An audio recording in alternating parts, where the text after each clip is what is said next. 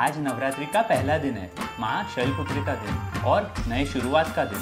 अच्छा, तो सोचा हमेशा डिम्पल ही खाना बनाती है, तो क्यों ना किचन में मैं अपनी आज ग्रैंड एंट्री करूं और एक नए ट्रेडिशन की शुरुआत करूं। आज का कलर है वाइट, तो बना रहे हैं व्रत स्पेशल बटाटा भाजी और पूरी। और नवरात्रि का पहला दिन है तो अच्छा खाना बनाने का प्रेशर भी होता है, इसलिए सोचा जब अच्छा खाना बनाना ही है तो अच्छा ऑयल भी चुनना चाहिए।